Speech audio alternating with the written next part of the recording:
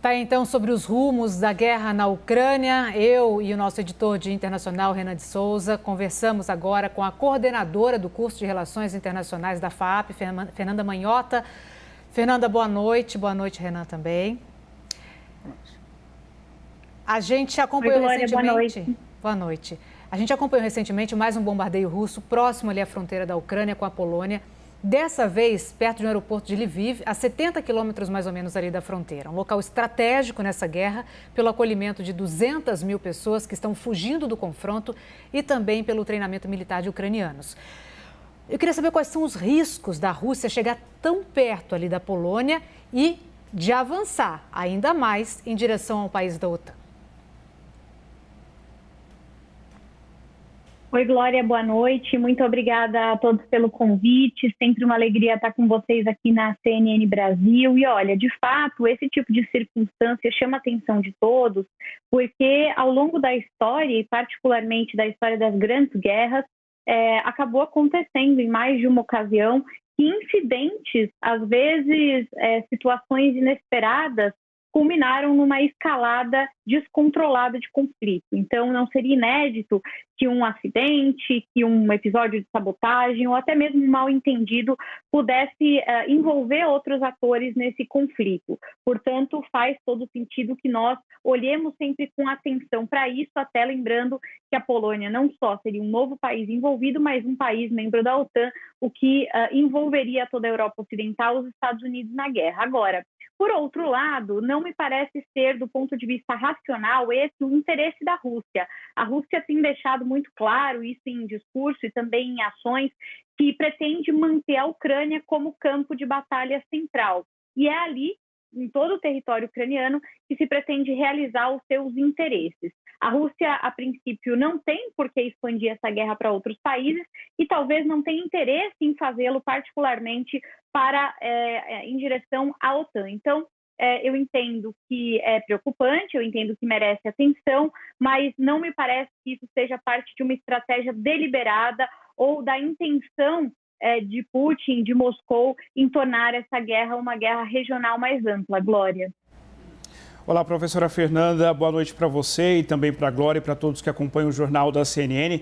Eu queria ir agora mais para o lado da diplomacia envolvendo essa guerra para a gente olhar o que vai acontecer nessa semana que se aproxima. A gente sabe de bastidores dos nossos colegas da CNN na Casa Branca que o presidente Joe Biden deve abordar o papel da China durante o discurso que ele vai fazer a líderes da OTAN nessa semana que se inicia agora. Agora, professora Fernanda, eu queria entender qual a perspectiva que a gente pode ter deste encontro de líderes, dessa visita de Joe Biden à Europa.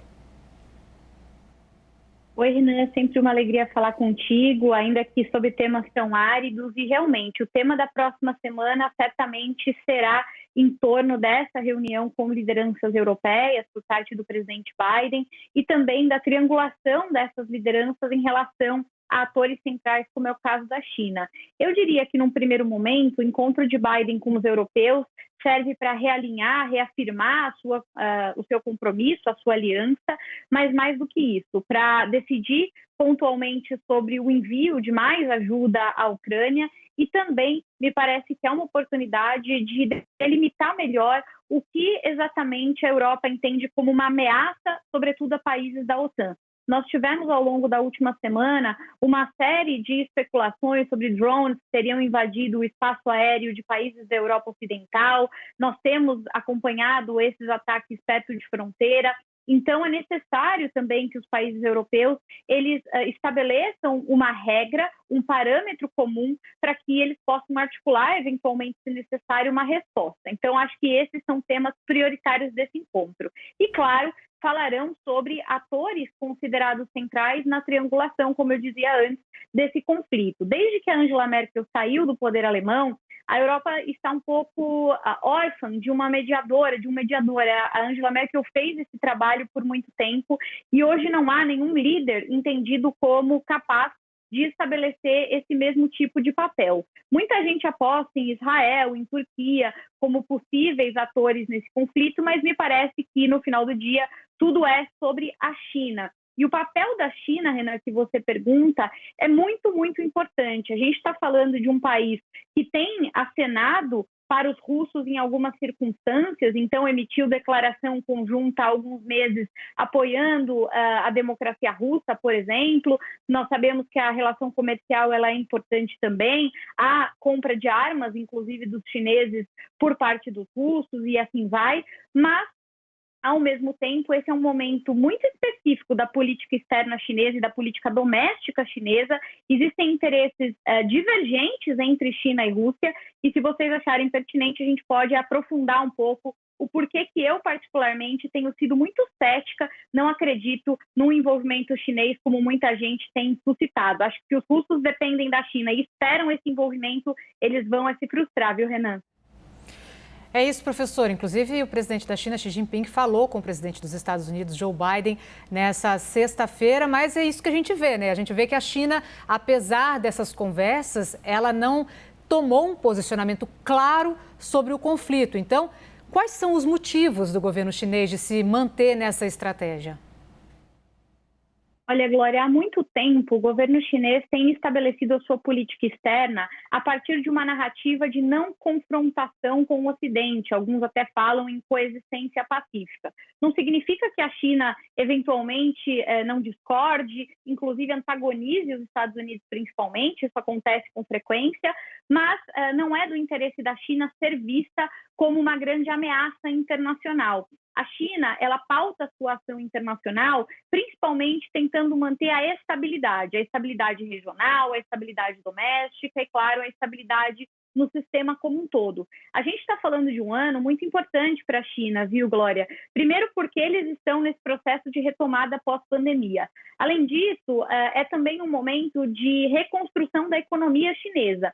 E esse ano, politicamente, ele é um ano muito importante porque acontece agora no segundo semestre o 20º Congresso do Partido Comunista, que determina o plano de longo prazo da China, né, para as próximas décadas e também determina o futuro do Xi Jinping. Então, a China tem prioridades domésticas muito significativas num contexto em que ela preza pela estabilidade e que ela não quer ser vista como uma ameaça e, nesse sentido, envolver-se com a Rússia, tomar lado em relação à Rússia não a favorece, não ajuda nesse projeto de estabilidade. E, além disso, Glória, vale lembrar que, embora a Rússia e a China tenham algumas afinidades específicas, elas também têm várias divergências, né? A Rússia e a China têm divergências no campo militar estratégico, envolvendo a Índia, por exemplo, tem questões demográficas mal resolvidas, tem uma disputa ali na região do Ártico, a gente tem uma balança comercial super deficitária e assimétrica, então a Rússia depende muito mais da China do que a China da própria Rússia,